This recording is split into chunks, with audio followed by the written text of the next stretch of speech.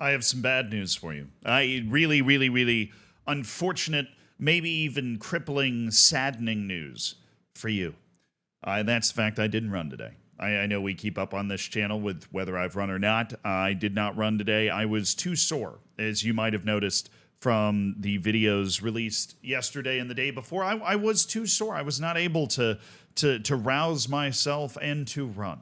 Highly unfortunate, but sacrifices were made, and I ended up watching NFL Red Zone the entire day. You know, there are certain things that must be done to reset the chakras. Is that the right word? Is that the right? I have no idea what the chakras are. It's the same thing as when I say Mercury's in retrograde. I don't know what that means either. The words just sound funny to me, so I say them out loud. There's something else funny, something fishy, perhaps, that's been popping up over the last week or two, and that's been, let's say, surprising transfers in the world of football. Now, I want to be clear. I'm very in favor of this. I feel like I say I want to be clear once a video, and I do want to be clear. I'm in favor of absurdity in the movement of people. I just feel like it's been getting a little out of hand recently in a way that doesn't quite make much sense. Now, first, it starts with this tweet that popped up for me. And I'm going to be honest, I thought this was fake, but I promise you, this is real and it actually happened. Stockport County Assistant Manager Andy Mangan is in line for a shock move to Real Madrid. Boom. Full stop. Now, if you don't know who Stockport County is, allow me to inform you. Stockport County, I mean, here, look, we can find the official Wikipedia. What would do a better job? They are in EFL League One. The EFL standing for English Football League there. So they're in League One. They're in the third tier of England, and this guy is the assistant coach for a team in the third tier of England. He's set to join Carlo Ancelotti's coaching staff, according to The Athletic. He had strikers, he's a former striker that had spells coaching at Fleetwood in Bristol Rovers. Granted, brief spells, right? This is not somebody that has done something at a club that might distinguish them in nothing that would mean that they should be on the radar of Real Madrid at all. So, of course, I saw this tweet a little while ago, a couple days ago maybe, and I dismissed it as complete nonsense, like there's no way this would be true. I didn't even go through the due diligence to check if it was true, because why the fuck would this ever happen? But it is true. I later came across the article on The Athletic. Andy Mangan set to join Carlo Ancelotti's coaching staff, and you'll never guess the reason. Networking. You see, all those assholes on LinkedIn, they might be onto something, right? Because I always looked at LinkedIn as, this cesspit of humanity, right? All the worst parts of humanity coalescing around the idea that if you know enough people, you will eventually be able to achieve something. The idea of finding somebody in network or whatever, right? But that is exactly how Andy Mangan has ended up going from the assistant coach at Stockport County to the coaching staff at Real Madrid, right? It's right here in the second paragraph. He has been chosen due to his close relationship with Ancelotti's son, Davide, who is an assistant manager at Madrid. First of all, shout out to Carlo Ancelotti. It's very Don Carlo of him to imitate the mafia in more ways than one and decide to employ his son in a position of power. That son has now gone out and hired a random guy from Stockport County that they apparently, they were associated with. See, it pays to get an Instagram or a phone number from somebody that you meet on a night out and have a great time with. Also, I find this sentence interesting. Carlo and Davide Ancelotti are understood to have been looking for an English coach with experience in the English Football League, and Mangan was a trusted figure Davide recommended to his father. Now, obviously, we knew the second part of that already, but why the hell is Real Madrid looking for somebody that is familiar with the English Football League? My favorite leading theory is that Jude Bellingham is homesick, and that somehow hiring the assistant coach from Stockport County is going to give Jude Bellingham somebody to hang out with and eat mushy peas with and talk about how rainy and cold it should be instead of all the beautiful sun they're experiencing in Madrid. All of those wonderful, uniquely English things. Maybe they'll steal some relics and send them back to the British Museum. All of those fun things are now possible because they've gone and acquired, an English football, a manager with English Football League experience.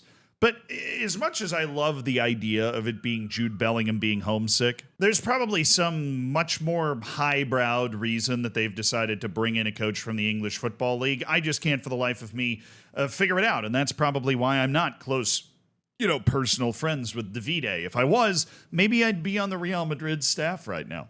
But it is amazing how much just who you know can land you in a particular spot. But that has nothing to do with what initially set off my reason for this video in general. Because there was one even more absurd signing that you just have to see to believe, right? This was the cherry on top of the sundae, but this one does not involve nepotism, and thankfully, I don't think anyways, it doesn't involve networking either. Okay, which is fabulous. It just involves a hilarious picture of the most English person you've ever seen in your entire life, or shall I say the most British Isles person you've ever seen in your entire life, with this sepia tint that people use to film when movies are cast in Mexico. Huge move confirmed. Brad Young goes from Welsh side, the New Saints, to the Saudi Pro League as he signs for Al Oraba. Now, okay, first thought, love the haircut.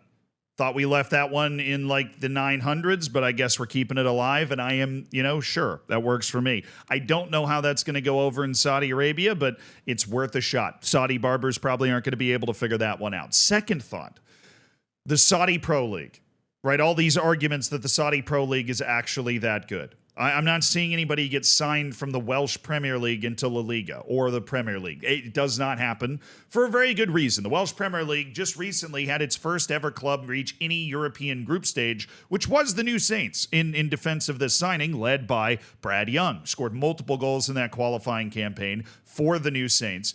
Of course, the New Saints are a club that I hate with a burning passion. The fire of 1,000 suns burns inside my hatred for this club. They are the only professional club in the Welsh Premier League, even though they themselves actually play across the border in England, which just is against the spirit of literally everything. But you know what? They've managed to turn their league monopoly into actually making it to a group stage and selling a guy to the Welsh Premier League for $200,000, which, yes, is a transfer record. Which also means Al Oraba has actually decided to fork over some serious cash for the Golden Boot winner in the Welsh Premier League.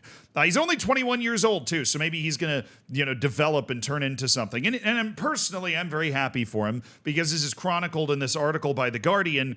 He was stabbed when he was 17 and nearly died when he was in Solihull Park in May of 2020. So some sort of pandemic mishap when he was 17 years old. He clearly was able to recover from that and is now a player that is going to the Saudi League and I'm sure making an extortionate wage compared to his actual playing ability. Now, my non-joke centric take from this, though, is I think it's actually really cool. Right.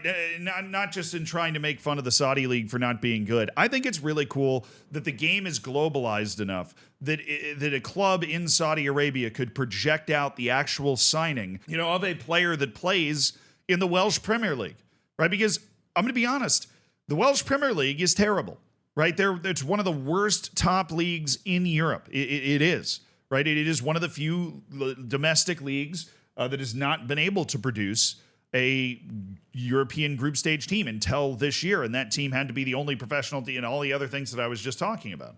But the game has globalized to such an extent that you can actually make this type of transfer make sense in a boardroom. Or I would assume Al Oraba has a boardroom. They're not one of the 4 chosen clubs in the league, but he is still going to be playing with a host of former Premier League players. They're listed out in this article, which is hilarious. Kurt Zouma, right, is going to be playing with Brad Young.